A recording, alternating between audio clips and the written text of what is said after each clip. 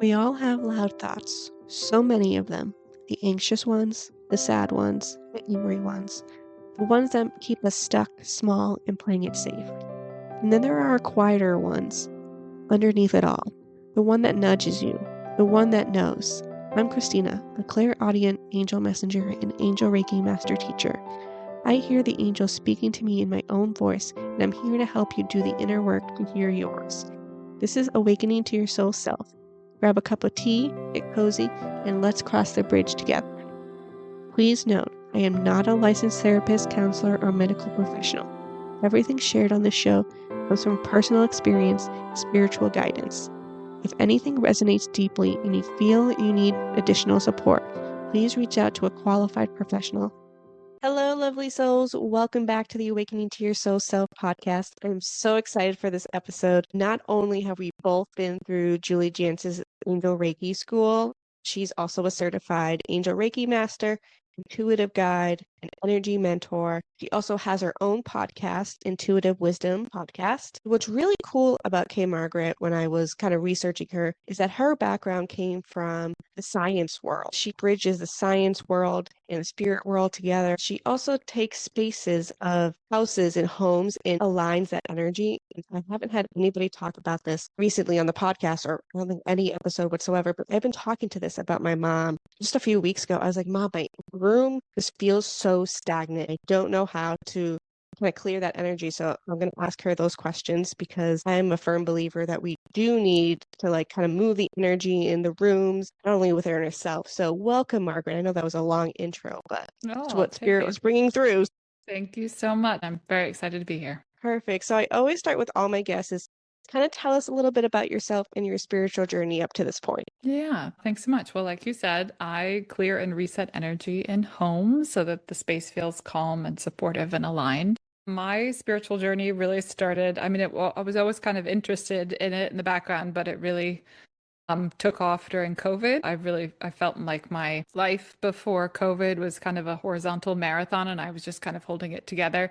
Looked really great on paper, but didn't feel so great as I was living it. Then that horizontal marathon turned on its side and became a vertical, and it felt like everyone wanted everything at the same time, and I just could not keep up. Right. I could not change the world around me as much as I pretended I could. So then I got to the place where I was like, well, I can't, world's on lockdown. What can I do? There are happy people in the world, so this has to be a thing. So that's when I started looking inward.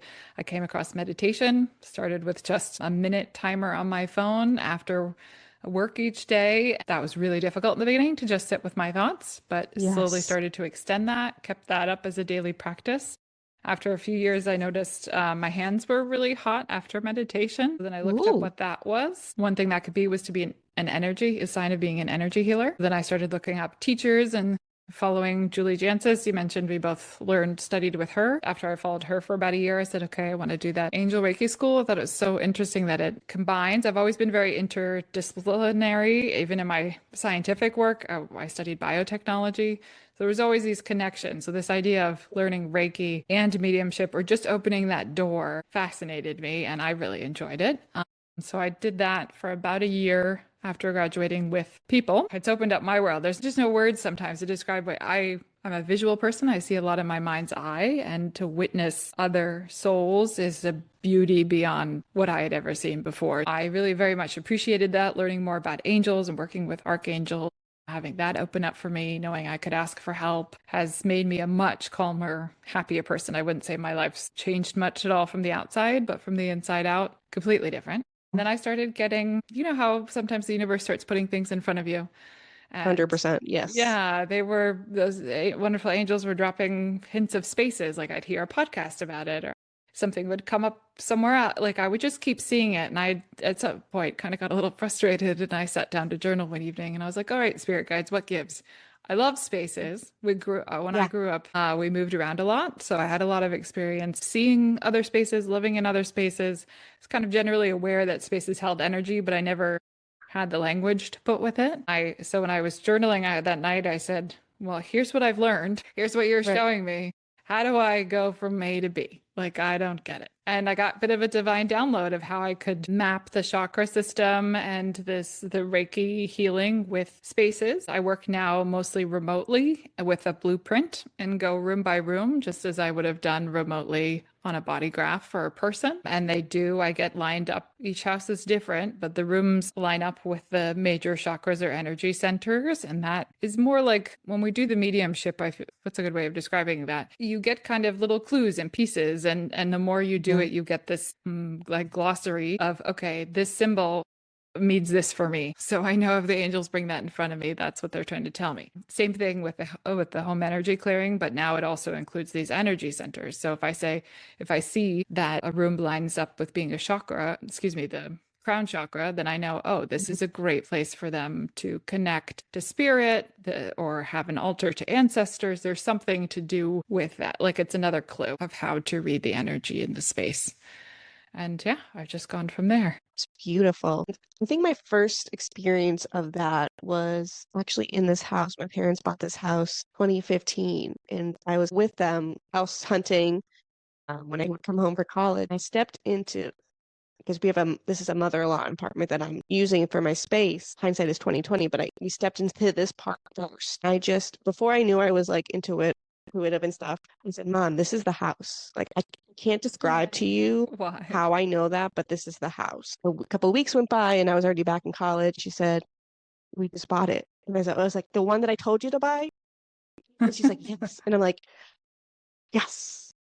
And it's hard to describe to people, like those energies that you feel, Mhm. because not everybody believes in that. I mean, it's so palpable. Like, I couldn't explain it to her, and she believed me. Because, Oh, like, that's throughout my wonderful. whole life, I've always felt energy, but I just thought that everybody could. So I was just like, Mom, like, I just feel this. Like, there are certain houses that I couldn't go into. I always bring it back to the story where my mom and her best friend went to go see a medium, and we pulled up to the house, and the energy was just so vast. Not like in a bad way, but I just was like, Mom, I can't go in there. And she's like, why? I'm like, I don't know. I can't explain it. So I sat in the car while they had their session. So I'm very curious about how you feel the energies in the rooms. And I love that you align it to the chakras because that's how what we learned, right? We learned about the Right. chakras and we learned about how each chakra feels different and different messages come through different chakras. Can you kind of go through this a little bit more, like a little bit deeper into like what clairs do you use when you're doing this work? I'm a little curious. Yeah. Well, I would say definitely my sense of sight for me. So, kind of like Julie described that movie screen in your mind's eye. I see a lot. Sometimes it's colors, sometimes it's images, sometimes it's literally the energy moving through the space. When I see that, it often Ooh, looks like the weather maps sometimes the weather people use where yeah, the air currents have like arrows of the way they're flowing.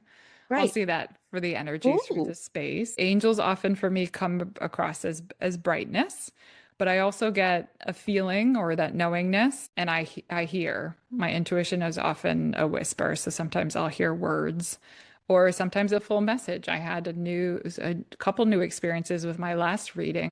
So when I start the sessions like we learned yeah, with Julie, where I draw a circle and the top half is for loved ones coming in and the bottom half is for angels, and I ask who's here, who's stepping forward to help with the clearing.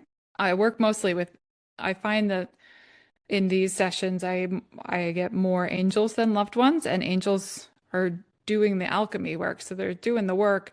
I find that maybe one, maybe two loved ones step in, but they're just making their presence known. They don't help with the clearing work as they used to with physical bodies. right. But what I was thinking of was this past one, there was Mother Earth energy. I had never worked with that before. Beautiful. That came across on the mother's side. And it made sense once I have do a follow-up report and then a follow-up consultation with my clients. And when we had the consultation, the client confirmed how that worked for her. So I always love that too, when you get messages and they're not for you, so you just have to relay Yeah. and then they make sense later.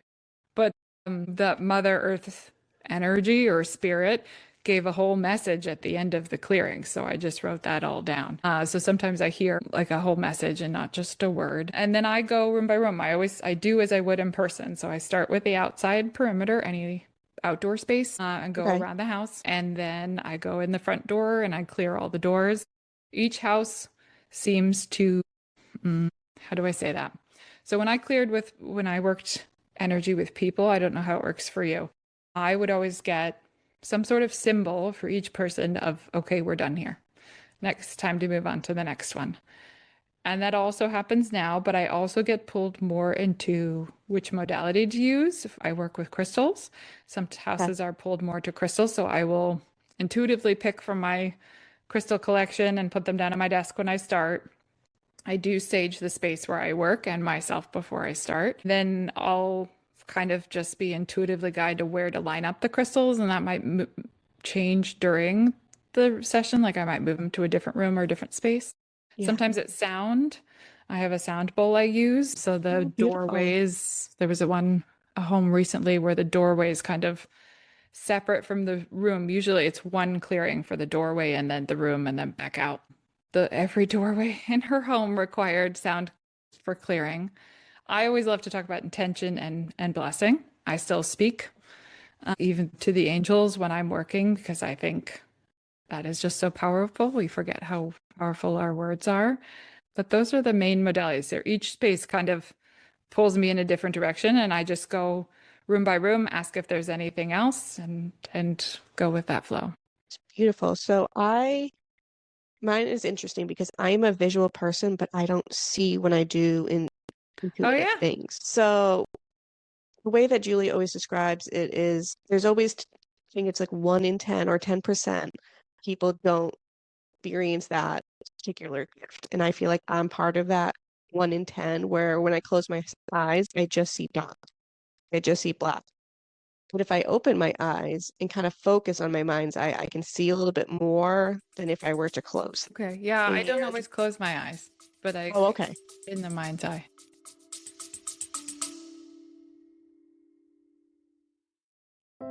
If you're ready to start quieting the loud thoughts and connecting with your soul self, I have a free gift for you. My Home on the Other Side meditation is available right now at ChristinaAngelMessenger.com. It's my way of helping you begin your journey. The link is in the show notes. So, and then when I would go through the chakras, I would get a lot of auditory and feelings. Okay. So, like, I would hear, like, okay, the chakra is done, go to the next. Mm-hmm. Or I just wouldn't feel anything anymore and I would move Yes. on. So, when you were saying, like, you were trying to figure out, like, when's the next time to move, I'd get both.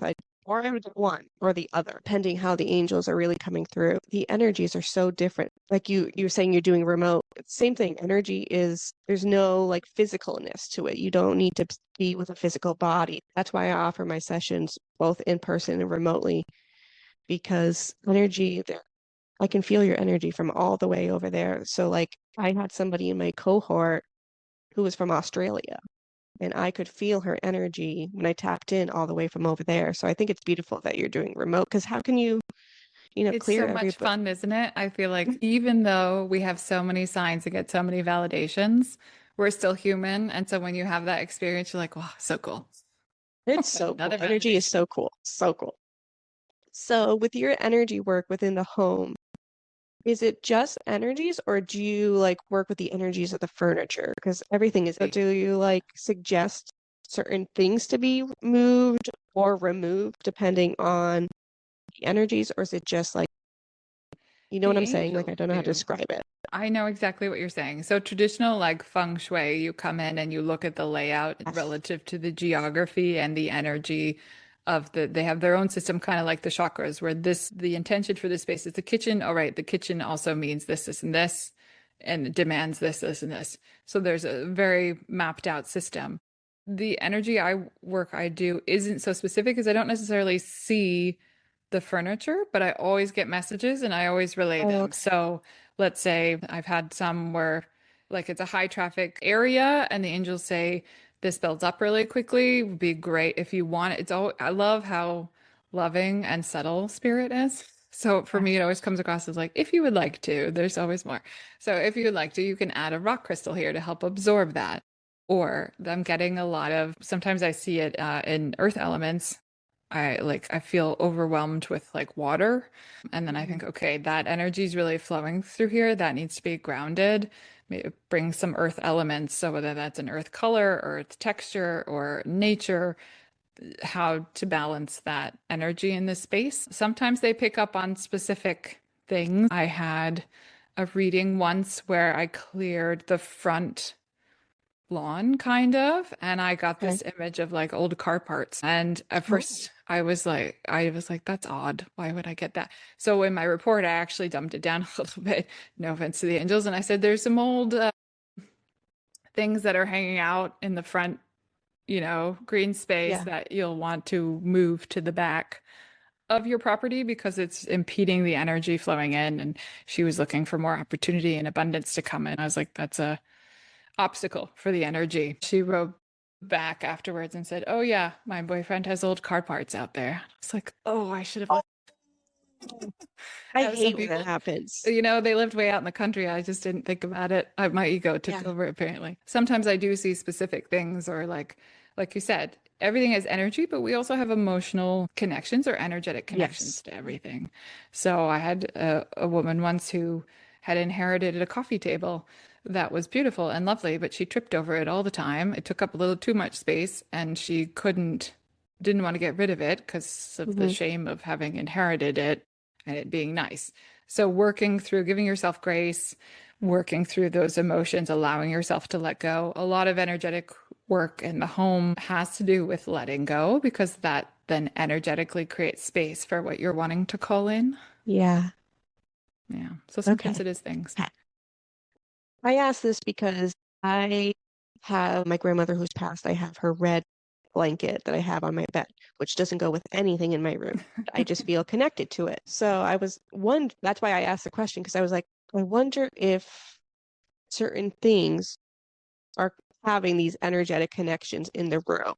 Absolutely. With your home frequency reset kind of work that you do, is should there be certain things in certain, should there be certain crystals in certain rooms or areas of the house? Each house is different. I'd say, in general, learning to care about how you feel and to be able to hear and listen to your intuition are key with that. So, if you're feeling, for instance, that the space is not very grounded, you kind of feel airy and floaty through it, then a crystal is a wonderful grounding piece. So you could Okay. get black onyx and do that. But with crystals work, I always say follow your intuition, whichever crystal calls to you, that's the one ready to work with you. And then to learn how to clear the crystal regularly so that if when it Right. does build up energy. Yeah, I think caring about how you feel and then noticing it. And a lot of the work I do, and one of the reasons I love it, is that it's about small tweaks or small investments you can make that raise the vibration. That the whole intent is really how can we raise the vibration of your space so that it's supporting you and you feel more loved and energized and wonderful. And then that's how you approach your work in the world. So little what comes up in almost every session is light, air, and nature. So a lot of Yeah. us inherit lighting. When we move into a house, we don't build the house, we're renting or own the space. So think about where you can add lamps or different lighting that supports you. That's not just what came with the space. That also, I just love opening the windows every day. That for me is a big Same. refresh. Not everybody can do that. So if you could do a nicely scented candle or herbal, what's it called? Essential oil spray, Yep. that can change the frequency of the air and help raise it. And nature, that one I love to play with your favorite scent. Again, I love my sense of sight, so I have lots of nature prints around, or sometimes get a fresh bouquet of flowers. If you like smell, then a, naturally scented candle. If you like your sense of hearing, then you put nature sounds in the background very softly. So it's the idea of being something that's a subtle shift that lifts you up and then that extends. I think we so easily tolerate less, we just get used to it and we forget we can curate the space for ourselves. I think a lot of us think about it when we host others. When you have somebody over to your Yeah. space, you're very intentional of, "Ooh, I want the entryway to be clear, like so when they come in, they smell Yeah. cookies, or they come in and they hear this lovely music, and this is setting the vibe, the tone, the mood, the energy. It's all the energy, right? Or I want them to flow this way through the space to get their food, and this is where I want them to sit." It's really intentionally kind of laid out for our guests, and we forget You can do that for yourself too. Oh, if the Yes. color is really calming for you, this is your sanctuary. It's where you're meant to reset and rest and feel, re-energized. So what can you tweak to make it more for you? Beautiful. And I love the way that you talked about the light, air, nature, sounds, because that's like one of the first things that I do when I get up is I crack open the windows, open the curtains, because I love the natural light and the air. Well, not in the winter, but like right Right. now I have them all cracked open. And then, for example, my mom loves plants, so she has some house plants in the living room. You can just feel purification of the plants, but you can also feel the energy if you walk in the Yeah. living room versus another room. It just feels different. And I think that's because of the nature, right? It is, yeah. And it's a subtle difference. It's one of those things where if it weren't there, you probably wouldn't really miss it, but it is Right. there. It gives you pause for appreciation or to smile or to feel, like you said, another energetic being in the space that's positive. It's just a little bit of a, uplift. Beautiful. And I ordered your book. It's not hasn't come in yet, Oh, but I would love for wonderful. you to talk a little bit about your book and the concept of junk thoughts, because that's one of the reasons why season two came about is because A, I have anxiety and I am an overthinker. And the angels have been working with me this year to kind of learn to quiet them because not only they're my own thoughts, but society and there's so many outside noises that adds to our thoughts. And I'd love for you to talk about it because those thoughts, like I never thought about it until after I went through the Angel Reiki school, is that our thoughts and our words are energy as well, and that it affects how we feel and how we can connect or not connect to And not only that you have spirit a but others. choice. Yeah. But what Yes. was new for me in that conversation was that you have a choice and this idea that you are not your thoughts, but you observe your thoughts and then you can choose the next thought. And I love what Julie taught us about the difference between the intuition and the ego and how those intuitive thoughts are lighter and the egoic thoughts are heavier handed and kind of a lot of those junk thoughts. Yeah, so my book is called Make Easier Vibe. It's available on Amazon and it came about from I'd say the first 3 years of my personal development work. I learned so many little shifts and almost like life hacks. It felt like that I was like, I have to tell everyone I can because this is great. Who knew? I didn't. So it talks about mindset shift and kind of those thoughts and learning to choose your second thought. My favorite analogy or metaphor, more of a visualization for that, it comes from Abraham Hicks and this idea of a train and a thought train and giving yourself grace if you've kind of been on that path for 20 years or whatever it is. That changing your thoughts is, like slowing down a steam engine that's going full blast. It's not going to happen now, but it will happen eventually. You just have to kind of keep at it little by little.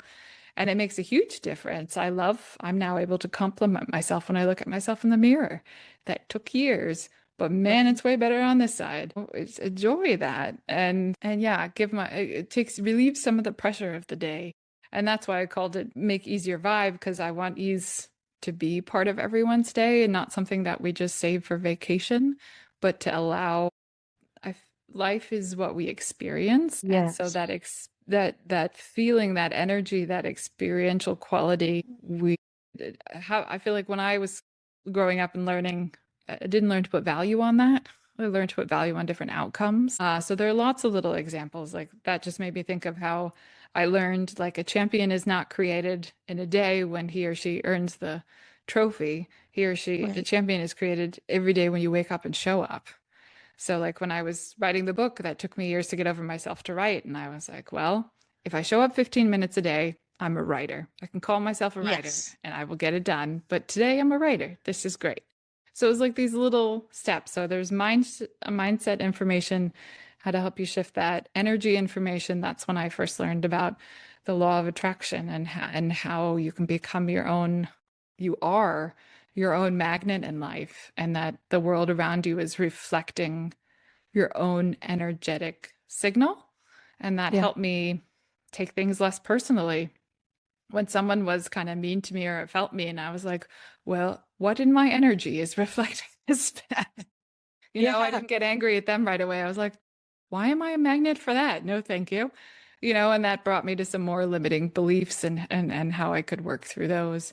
And then it also talks about time, because for me, changing my relationship with time was huge. I think because we grow, or I did grow up in this very in school, and then when you go into the workforce, a lot of times your value is in the clock. Are you here from this time to this time? Great, Yeah. check, you're good. It's not on the productivity, it's not on the quality, it's in this quantity of time. And so now I was doing things for myself, and I was being hard on myself and putting all these limits and putting the value on the time and not the change or the transformation or the productivity. And so learning not to race against time, but to say, I have more than enough time for everything, change that cosmic order and work through it that way also helped me get more into that energetic flow, that higher vibration. And once you, just like Julie taught us, once you raise your vibration on a daily basis, it Yeah. it helps everything else. It's such a difference. Like if you start your day in oneness energy, man, your day is already on a good foot. Yeah. Do you ever listen to Abraham Hicks? I have not yet. Yeah, he's Oh, on my okay. list of things to listen to. You'll love Esther Hicks if you do. I started before I met Julie. That's came up in my beginning of my personal development journey. They have a great visualization for that too. They say if you go through if you vacuum, you can vacuum all day and make lions on the rug, but it's not until you plug in the vacuum that you're actually getting something done. So until you Ooh. connect to oneness or give yourself that chance to tune into your higher self or to spirit, however you want to put that, until you really plug in, it's a different experience. It is. I've noticed, like, if I don't start my day in oneness, just the day, I feel like there's just way more obstacles in the day. Or I just like, I'm not so in tuned with myself.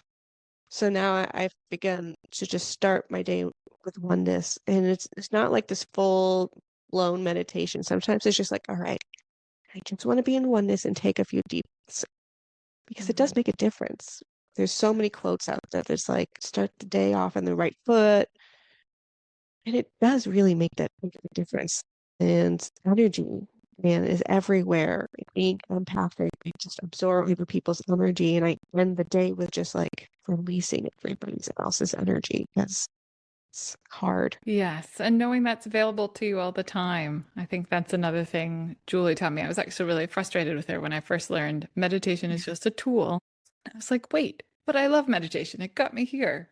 She's like, Yeah. no, that's not the goal. Oneness is the goal. It's just one of the ways you can use to get there. I was like, oh, right. Okay. That helped me ease some of the, realize that my meditation practice at that point had been limiting. Because, like you said, you can just take a few deep breaths or take a minute for yourself, tune Yeah. into yourself. It doesn't have to be in a special place at a special time with special music. You can really tune in whenever you want to reestablish that connection.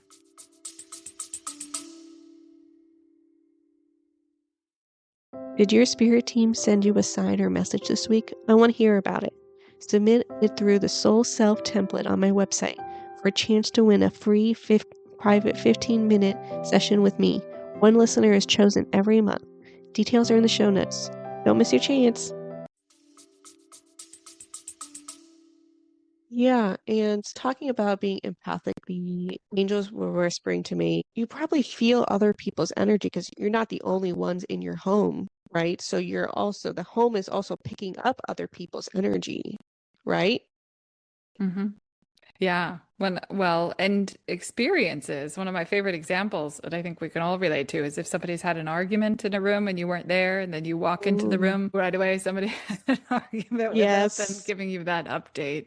So there's this energetic residue. It naturally builds up over time in the home, kind of like dust does. I call it energetic Yeah, dust, yeah. often collects in the corners. But then there's this additional, if there's a big life transition, or if there's been a big argument or whatever it is, sometimes there's more sense of needing to clear. But yes, I have gotten better at being vocal. I think when I grew up, it was difficult, a little traumatic. I think it was a survival mechanism that I turned Yeah. that on to keep myself safe. I could read the situation and then I just acted accordingly.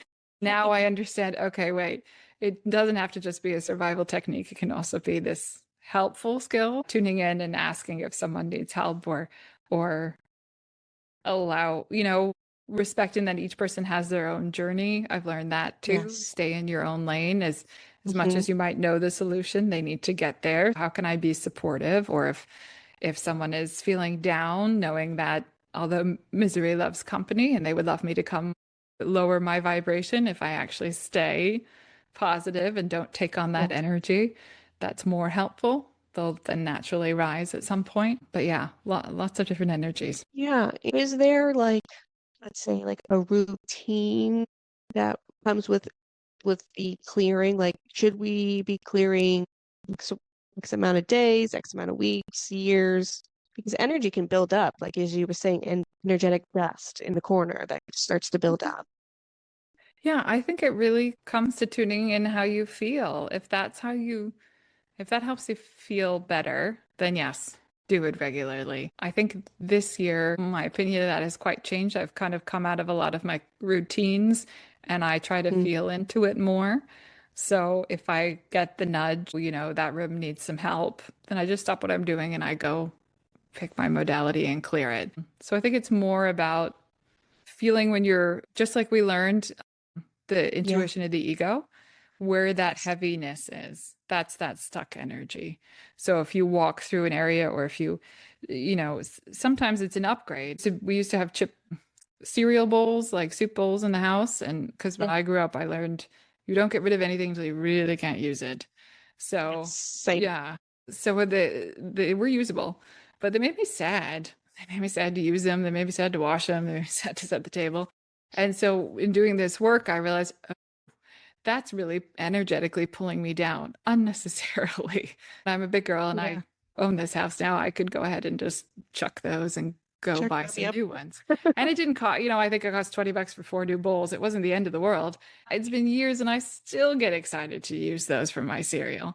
Sometimes it's noticing, oh, this stuck drawer. Could I spend 5, 10 minutes and make it flow? And then every time that's an uplifting experience and not a heavy experience, noticing those moments in your day where you feel that energy drag. Or, like you said, if you're in tune a little bit more and you're just walking through, you can feel the pockets or Yeah. feel that it's not grounded or feeling like it's flowing well, something's off, then there probably is stuck energy that you can clear. Beautiful. I'd love to talk about your podcast because you have one as well, Intuitive Wisdom, and your mission is helping people feel energetically at home. Can you talk a little bit about your podcast? Because I'd love for other listeners to tune into yours as well. Thank you so much. Yeah, I love podcasting. It's such a cool platform. And it just, yeah, connects us in so many different ways. Get to have awesome conversations. And even listening, Yeah. I've listened to podcasts for years. You feel more connected that way too. I started it, well, for lots of reasons. Late, in the past couple of years, I've been really looking in, curious about how different people experience intuition. Because, like you mentioned Yeah. earlier, we all receive those messages a little differently and also encouraging us all to listen to it because it is so easy to dismiss in my experience. So that is often how I start the conversation. But then as I've grown in my home energy work, I find that a lot of the personal development and the spiritual awakening and this kind of work also relates to that energy and how we relate to the energy in our home. There's often a bit of both. Yeah. The work that you do is so amazing because I don't think I've really heard of home energy healing before. Like, I've heard of feng shui, like letting go of, certain items, like materialistic things, but I've never heard of the concept of energy healing in your home, which totally makes sense now. You've just opened my eyes to a whole different modality because it's so true. Energy is everywhere and everything. And it does get a little stagnant sometimes, and you just need to clear it out. Like, I've heard of saging and things like that, but having a blueprint of your home and just either walking through or just feeling the energies I think, is just amazing. Yeah, I think I I loved in once I get into this work, meeting women like you who are just growing and evolving. It felt such supportive work to say, hey, you're doing all these amazing things in a space, whether you're working or Yeah. creating or just working on yourself. Let's look at how that space is supporting you. A lot of times we just forget our space or we set it up when we were the older version of ourselves and it's not aligned with Right. who we're becoming. There's often, whether it's just the clearing and the reset or looking at things that you can start to change to align, it's such a subtle way to support yourself. But there was a quote once, I have to look it up now. I'm just going to not remember it all, but from Mother Teresa, actually, about just imagine a world where when we all left our houses, we were fully loved. We just walk out of the Ooh, door feeling heart yeah. full loved, how we would all treat each other and interact with each other. A lot of the personal development work is looking at that internally, like how do you treat yourself and talk to yourself, that support of the environment. I think it's also there are a lot of little changes that are so obtainable, whether Hmm. it's using the best china for your own coffee or tea or giving yourself permission to pick this color. There are little shifts that can really support you. Wow. What type of angels do you work with? I know you work with the archangels, but is there like home clearing angels that you tap into? No, but I And would love to meet them. Good oh, question. okay. Do you find that certain archangels come forward more than others? And if so, which ones? Yes, but I have a feeling I am what's the right word? I'm the constraint in that flow. I feel like Yeah, the angels can only talk to you with the language you have. So right. the extent to which I've studied, like when I first started working with angels, I started working with Archangel Michael. He's helped me a Beautiful. lot personally. He's helped Yeah, me. I often think of him as sometimes as my guide. Like if I see life, if I get lost and I close my eyes, I see life as a path, and then I see him ahead of me on the path with a light. beautiful. He's helped me a lot, and he shows up a lot. It's not every time, but a lot of times. He's Yeah, also wonderfully protective for me. He also is about your day to day and how do you approach that. There's a lot of opportunity with the clients I work with for his support and his team support. yeah. He often shows up. Raphael often shows up, whether that's physical healing or different things, aerial manifestation, and outdoor spaces and animals. Gabriel, or I don't know, for you too, I think for Julie, it comes across as Gabriel as a female Yep. energy. She often works with me, my clients, on communication, whether it's communication with yourself or others. Sometimes I ask everyone who comes to work with me to set an intention. Sometimes that intention is better communication in the home. So she's often there for those. And also stepping into your feminine power, that comes up through her too.